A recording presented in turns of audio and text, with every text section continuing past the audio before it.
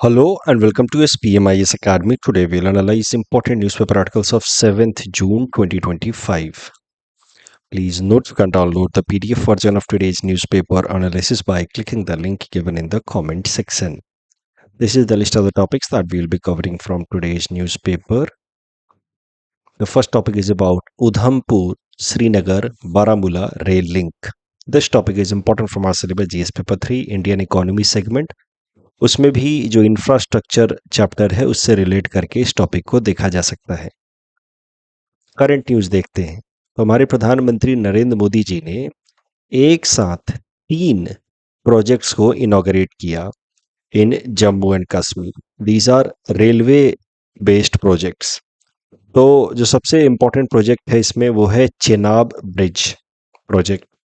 तो चेनाब ब्रिज की खासियत ये है कि एक रेल ब्रिज है and it is world's highest railway arch bridge. इसकी अगर हाइट की बात की जाए तो it is 359 metres above Chenab river bed. दूसरा प्रोजेक्ट जो इनॉग्रेट किया प्रधानमंत्री जी ने वो है अंजी ब्रिज। इसकी खासियत ये है कि it is India's first cable stayed railway bridge. तो इसमें कोई पिलर नहीं है, केबल बेस्ड इसको सपोर्ट प्रोवाइड किया गया है। भारत का पहला केबल बेस्ड रेलवे ब्रिज है। फिर तीसरा Vande Bharat train service start कराई गई है फ्रॉम कटरा टू श्रीनगर। ये तीनों प्रोजेक्ट्स को एक साथ इनॉग्रेट किया प्रधानमंत्री नरेंद्र मोदी जी ने और इसके साथ ही 30 साल से चल रहा एक ब्रॉडर रेलवे प्लान या रेलवे का प्रोजेक्ट था Udhampur Srinagar Baramulla rail link plan, वो कंप्लीट हो गया। ये प्लान को 30 साल पहले शुरू किया गया था, अब जाकर के कंप्लीट हुआ है with inauguration of these 3 project simultaneously.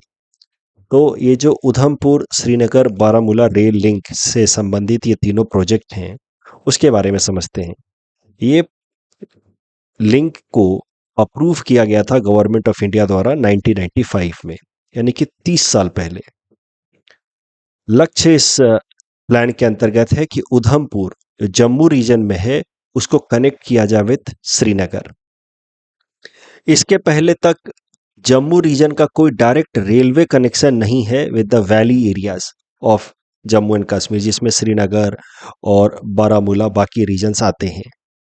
तो जम्मू से अगर कश्मीर वैली में जाना है तो अभी तक हम लोग रोडवेज का इस्तेमाल करते रहे हैं, डायरेक्ट ट्रेन नहीं है। डायरेक्ट ट्रेन स्टार्ट करने के लिए to connect Jammu with Kashmir, Jammu को कश्मीर से ट्रेन की मदद से कनेक्ट करने के लिए ये प्रोजेक्ट की शुरुआत की गई। Udhampur Srinagar Baramulla rail link project started in 1995। Initial estimated cost was 2500 crore, लेकिन बाद में 2002 में इस प्रोजेक्ट को एक्सपेडाइट किया गया क्योंकि 1995 में शुरू करने के बाद वो टेक ऑफ नहीं कर पाया है प्रोजेक्ट, मतलब बस नाम का इनॉग्रेशन हुआ। 2002 में भारत सरकार ने इस प्रोजेक्ट को नेशनल प्रोजेक्ट डिक्लेयर किया और फिर फास्ट पेस तरीके से इस पे काम शुरू हुआ। Ultimately now this project is complete. 272 kilometres of track, railway track is now completed, but overall cost is 43,780 crore. जब प्लान किया गया था तो 2,500 करोड़ का था, लेकिन अब टोटल खर्च हुए हैं 43,780 करोड़। टोटल 36 टनल्स बने हैं इस रेल लिंक में, 93 ब्रिजेस बने हैं and this will now connect Katra with Srinagar. Katra को श्रीनगर से कनेक्ट किया जाएगा with help of this rail link project. तो इसके साथ ही now this newly inaugurated rail link will connect Jammu to Kashmir valley with train for the first time. Jammu area को अब कश्मीर वैली से कनेक्ट कर दिया जाएगा। अगर टेक्नोलॉजिकल फीचर्स की बात की जाए तो बहुत सारी नई नई चीज़ें इसमें इंक्लूड की गई हैं ताकि ये जो ट्रेन सर्विस है राउंड द ईयर चलती रहे। गर्मी के दिनों में तो कोई प्रॉब्लम नहीं है, लेकिन सर्दी के दिनों में सबसे बड़ी समस्या क्या होती है कि वैली साइड में बर्फ जमा हो जाता है रेलवे ट्रैक पे। तो ऑल ईयर सर्विस इंश्योर कराने के लिए even when the temperature is -20 degree Celsius, इसको इंश्योर कराने के लिए यहाँ पे स्नो रिमूवल ट्रेन चलाई जाएगी इन द विंटर टाइम। तो वंदे भारत ट्रेन के आगे आगे चलेगी स्नो रिमूवल ट्रेन, जो स्नो को रिमूव करते चलेगी। उसके अलावा जो ट्रेन है वंदे भारत ट्रेन, उसका हीटेड विंडशील्ड लगाया गया है। इसमें एडवांस्ड हीटिंग सिस्टम का प्रोविजन है, इंसुलेटेड टॉयलेट्स है, ताकि सर्दी के दिनों में भी -10 -15 डिग्री सेल्सियस टेम्परेचर में भी inside the train cosy atmosphere बना रहे। उसके अलावा ये जो पूरा का पूरा एरिया है, ये सेस्मिकली एक्टिव रीजन में आता है, यानी कि अर्थक्वेक प्रोन एरिया है। अर्थक्वेक प्रोन जोन 4 या 5 में आता है, क्योंकि हिमालयन रीजन सिस्टम है। तो अर्थक्वेक के कारण कोई डैमेज ना हो, इसके लिए भी ध्यान रखा गया है। सेस्मिक डैम्पर्स लगाए गए हैं ट्रैक्स के पास, विच विल एब्जॉर्ब ट्रेमर्स। जब भी अर्थक्वेक आएगा तो उससे आने वाले झटके को एब्जॉर्ब करेगा। That will provide smoother journey and safe as well. इससे फायदा क्या होगा, इकोनॉमिक फायदा कश्मीर वैली में रहने वाले लोगों को क्या होगा। देखिए, कश्मीर वैली में कई सारी ऐसी चीज़ें बनाई जाती हैं या प्रोड्यूस होती हैं जो भारत के बाकी हिस्सों में बहुत पॉपुलर है, जैसे Kashmiri apples, dry fruits, pashmina shawls. अब इनका ट्रांसपोर्टेशन कॉस्ट कम हो जाएगा, so it will provide direct economic benefit to the people in Kashmir valley. Plus local artisans द्वारा बनाए गए जो हैंडीक्राफ्ट्स हैं, they will also get market accessibility across the country. Tourism will also get promoted in Kashmir valley because now accessibility is easier. अगर अभी या उधमपुर से अगर आपको श्रीनगर बाय रोड जाना है तो 9 से 10 घंटे लग जाते हैं, लेकिन अब आप 3 घंटे में यहाँ से यहाँ पहुँच पाएंगे, और वो भी बिना किसी बम्पी राइड के। रोड जर्नी तो वैसे भी बम्पी होती है, यहाँ पे आप आराम से पहुँच जाएंगे with help of this rail project. तो इन सब कारणों से event tourism is expected to get a boost. इस टॉपिक डिस्कशन के बेसिस पे प्रीलिम्स प्रैक्टिस क्वेश्चन है। Please attempt this question and submit the answer in the comment section. Next topic is about rate cuts by RBI in its recent monetary policy review. This topic is important from our syllabus GS paper 3 Indian economy point of view. Monetary policy क्या होता है, monetary policy review क्या होता है, ये हम लोग अपने बेसिक इकोनॉमिक क्लास में तो सीखते ही हैं। Let's revise the basic concept once and then we'll come to the current news. Monetary policy committee RBI के अंतर्गत बनाई गई है भारत सरकार द्वारा बाय अमेंडिंग आरबीआई एक्ट, जिसके अंदर 6 लोग होते हैं। 3 आरबीआई के मेंबर्स होते हैं और 3 भारत सरकार की तरफ से होते हैं। ये 6 लोग मिल करके मॉनेटरी पॉलिसी रिव्यू करते हैं। मॉनेटरी पॉलिसी रिव्यू में basically quantitative monetary policy tools में ऑल्टरेशन किया जाता है। क्वांटिटेटिव टूल जैसे कि बैंक रेट या open market operation, CRR, SLR, liquidity adjustment facility जैसे कि रेपो रेट या रिवर्स रेपो रेट, इसमें ऑल्टरेशन करके और फिर इकोनॉमी की रिक्वायरमेंट के हिसाब से मॉनेटरी पॉलिसी रेट्स नए तरीके के लाए जाते हैं, ताकि इकोनॉमी को रेगुलेट किया जा सके, उसके अंदर पैसे के सप्लाई को मैनेज किया जा सके। जो 6 मेंबर्स हैं वो वोटिंग के बेसिस पे तय करते हैं कि मॉनेटरी पॉलिसी रेट्स में कितना और कैसे बदलाव किया जाएगा। वोटिंग में जो फैसला होता है that is taken on the basis of majority of votes. In case of tie, अगर 3 लोग कुछ और कह रहे हैं और बाकी 3 लोग कुछ और कह रहे हैं, अगर टाई हो गया तो उस केस में आरबीआई गवर्नर की बात मानी जाएगी। साल 2016 से पहले monetary policy review was solely done by RBI governor, but after that monetary policy review जो है वो अब मॉनेटरी पॉलिसी कमेटी करती है। और मॉनेटरी पॉलिसी रिव्यू हर 2 महीने पे होता है। तो अभी जैसे जून महीने में हुआ है, तो अब next review will be done in the month of August 2025। Monetary policy review करते वक्त जो मेन लक्ष्य होता है वो होता है मॉनेटरी पॉलिसी फ्रेमवर्क अग्रीमेंट के अंतर्गत सीपीआई बेस्ड इन्फ्लेशन को 4% के आसपास रखना।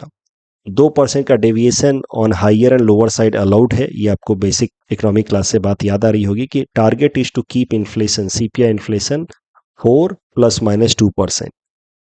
और अगर इन्फ्लेशन कंट्रोल में है then RBI can focus on bringing more and more growth. अब जो आरबीआई ने हाल फिलहाल में मॉनेटरी पॉलिसी रिव्यू की है, यहाँ पे आरबीआई ने 2 बड़े फैसले किए हैं। सबसे पहले तो तय किया गया कि repo rate will be reduced from 6% to 5.5%। तो एक बार में 50 बेसिस पॉइंट या 0.5% का डिक्लाइन किया गया है रेपो रेट में, इस उम्मीद में कि इससे बैंक्स जो है ज़्यादा क्रेडिट पास करेंगे इकोनॉमी में, और इससे इकोनॉमी में क्रेडिट सप्लाई बूस्ट होगा और ग्रोथ आएगा। CRR, cash reserve ratio, also has been cut down. CRR, I hope you are able to recall from the discussion in the class, it is a cash component of NDTL which a bank has to put with RBI. तो banks का जो अपना NDTL होता है उसका एक certain percent banks को cash के फॉर्म में आरबीआई के पास रखना होता है. Currently CRR was 4%. अब रिसेंट रिव्यू में आरबीआई ने तय किया है कि CRR will be reduce to 3%. तो टोटल 100 बेसिस पॉइंट या 1% का रिडक्शन किया जाएगा. But this will be done in graded and staggered manner. एक बार में पूरा का पूरा 1% रिड्यूस नहीं किया जाएगा. 0.25 कर करके इस तरीके से सीआरआर में डिक्लाइन लाया जाएगा इन 4 स्टेजेस. तो by November 29 this year CRR will be reduced to 3%. Overall इससे उम्मीद है कि 2.5 lakh crore of more liquidity will be released in the economy. CRR जब 1% घटेगा तो इससे लगभग 2.5 लाख करोड़ रुपए और इकोनॉमी के में जाएंगे in form of liquidity which will boost growth. RBI ने ये जो मैसिव कट्स करने का फैसला लिया है उसके पीछे बड़ा कारण है कि CPI based inflation is under control. Expected है कि CPI inflation is going to remain slightly lower than the 4% target. 3.7% के आसपास रहने वाला है. And since CPI inflation is under control that is why RBI is focusing on bringing growth. ये जो 2 cuts किए हैं रेपो रेट में एंड सीआरआर में, इससे overall more credit will be passed in the economy. Lending rate is expected to come down और जिससे economy में ग्रोथ बूस्ट होगा. बट हाँ, थोड़ा बहुत इन्फ्लेशनरी प्रेशर जरूर देखने को मिल सकता है. जो भी हमने डिस्कशन किया उसके बेसिस पे ये प्रीलिम्स प्रैक्टिस क्वेश्चन है. Please attempt this question and submit the answer in the comment section. Next topic is about World Bank revised extreme poverty line. This topic is important for our syllabus GS paper 3 Indian economy point of view. देखिए, World Bank ने हाल फिलहाल में तय किया है कि अब एक्सट्रीम पॉवर्टी लाइन होगी $3 अ डे. मतलब सरल भाषा में कहें तो अगर कोई इंसान दिन में $3 या उससे कम खर्च करता है अपने ऊपर तो वो इंसान गरीबी रेखा से नीचे है. उसको कहा जाएगा extremely poor person. At least $3 worth of goods और services per day has to be consumed in order to be considered above this extreme poverty line. So this is the new definition of poverty by World Bank. इसके लिए prices लिए गए हैं 2021 के. इसका मतलब ये है कि 2021 में अगर आप $3 या उससे ज़्यादा कमाते हैं तो फिर आप गरीबी रेखा से ऊपर पाए जाएंगे, नहीं तो नीचे. तो अब आज के टाइम में जानने के लिए कि क्या होनी चाहिए पॉवर्टी लाइन, तो आपको 2021 से लेकर के 2025 तक में इन्फ्लेशन इंडेक्सिंग करनी होगी. मान लीजिए 6% के हिसाब से इन्फ्लेशन रही है तो $3 का 6% करके आपको 2025 तक इन्फ्लेशन इंडेक्सिंग करके मोटा मोटा एक अंदाजा लग जाएगा कि आज के टाइम में क्या पॉवर्टी लाइन होगी as per World Bank estimate. तो वर्ल्ड बैंक ने कहा है $3 will be poverty line to cut segregate between people who are below और अबोव पॉवर्टी लाइन. बट ये जो $3 है it is as per the prices of 2021. अब वर्ल्ड बैंक के इस नए डेफिनेशन के हिसाब से poverty line $3 a day 2021 prices. Bharat में साल 2022-23 में लगभग 5.3% पॉपुलेशन वेयर एक्सट्रीमली पुअर. तो ये तो हो गई पॉवर्टी लाइन. और अब भारत के अंदर पॉवर्टी एस्टिमेशन में 5.3% वेयर एक्सट्रीमली पुअर. बट ये एक मैटर ऑफ कंसर्न है कि 5.3% are still very very poor, extremely poor. But एक अच्छी बात यह है कि this number was as high as 27% in 2011-12. तो 2011-12 में एक्सट्रीमली पुअर लोगों की संख्या थी 27%. वो घट करके हो गई 5.3% इन 2022-23. It's a good thing. Absolute number में बात की जाए तो लगभग 34 या 35 करोड़ लोग जो हैं एक्सट्रीमली पुअर थे 2011-12 में, which has now come down to 7 crore. लेकिन अगर रूरल और अर्बन एरियाज में बात की जाए तो रूरल एरियाज में अभी भी एक्सट्रीम जो पुअर लोगों की संख्या है, एक्सट्रीमली पुअर या फिर लो मिडिल इनकम कैटेगरी पुअर की संख्या है वो 32.5% है. जबकि अर्बन एरियाज में इट इज 17.2%. तो एक देखिए, पॉवर्टी में भी 2 कैटेगरी डाला गया है वर्ल्ड बैंक द्वारा, extremely poor and low middle income category. Extreme poor के लिए लाइन है $3 a day, low middle income category के लिए लाइन है $4.2 a डे। सो टोटल अगर देखा जाए कि कितने लोग लो मिडिल इनकम कैटेगरी के अंदर आते हैं, तो low middle income category will automatically include extreme poor people also, because this line is higher. तो लो मिडिल इनकम कैटेगरी में 2011-12 में भारत के लगभग 58% पॉपुलेशन आती थी, जो अब घट करके 24% के आसपास हो गई है। लेकिन उसमें से अर्बन एरिया में 17% है, रूरल एरियाज में 32.5% है, जो overall low middle income category of poor में आते हैं।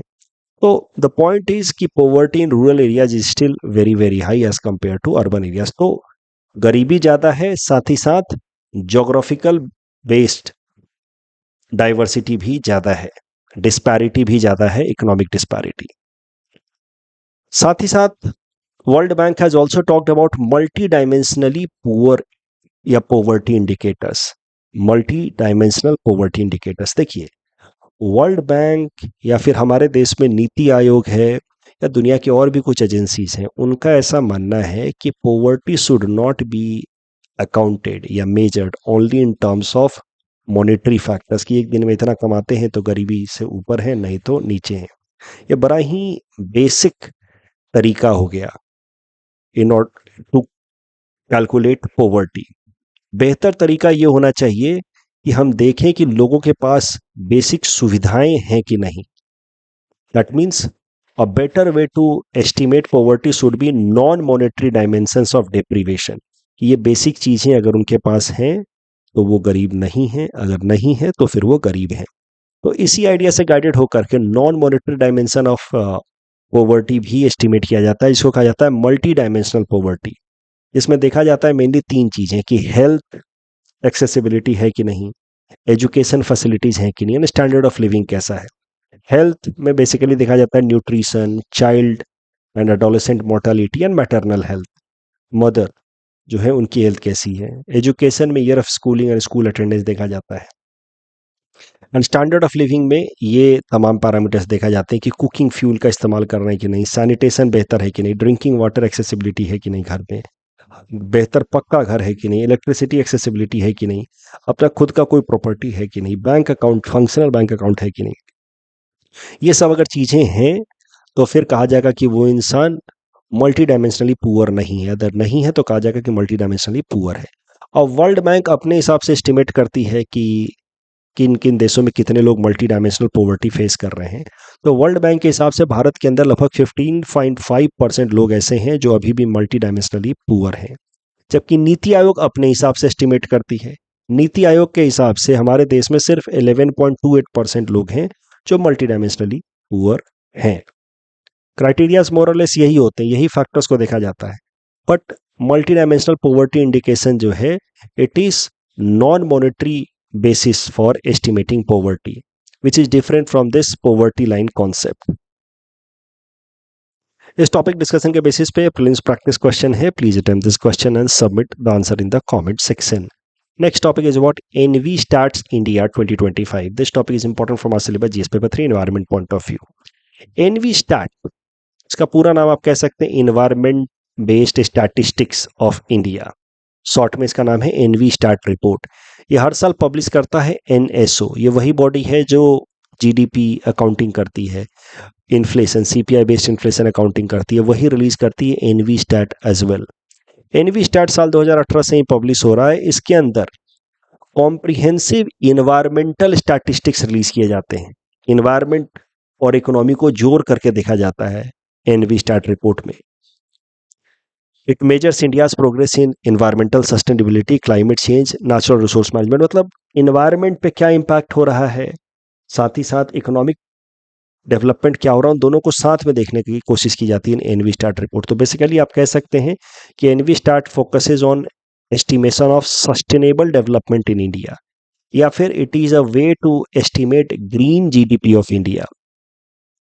रिसेंटली करंट न्यूज ये है कि recently 8th edition of EnviStat, that is EnviStat India 2025 has been released.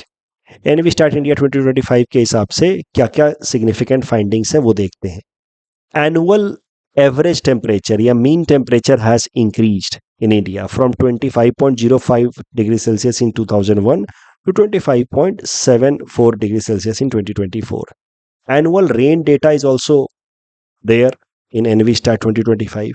तो साल 2001 से लेकर के 2024 तक का रेन पैटर्न को स्टडी किया गया NVStat 2025 में, और बोला गया है कि year to year rain variability बहुत हाई रही है. There has been significant year to year rain variability. किसी साल ज़्यादा बारिश हुई है, किसी साल कम बारिश हुई है, बट ओवरऑल अगर पिछले 24-25 साल का रेन का ट्रेंड देखा जाए तो हम कंक्लूसिवली नहीं कह सकते कि ओवरऑल बारिश बढ़ी है या घटी है. लॉन्ग टर्म में देर इज नो अपवर्ड और downward trend in any clear fashion. Power generation की बात की जाए तो thermal power generation has increased, but renewable energy resources से भी पावर जनरेशन बढ़ा है. तो दोनों ही, थर्मल पावर प्रोडक्शन भी बढ़ा है, रिन्यूएबल सोर्सेज से भी पावर प्रोडक्शन बढ़ा है. Inland fishing production also has increased as per this EnviStats India 2025. इस टॉपिक डिस्कशन के बेसिस पे ये प्रीलिम्स प्रैक्टिस क्वेश्चन है. Please run this question and submit the answer in the comment section. कल जो हमने प्रैक्टिस क्वेश्चन दिया था यूएनएससी से रिलेटेड, काउंटर टेररिज्म कमिटी से related, both statements are correct. यहाँ पे बस ये इकोसॉक में ये दूसरा स्टेटमेंट गलत हो जाता है, because members are elected for 3 years term. Rare earth magnet में second statement is wrong, rest two are right. यहाँ पे first statement is wrong. NBFCs can not accept demand deposit. That's all from our side for today. Thanks for watching.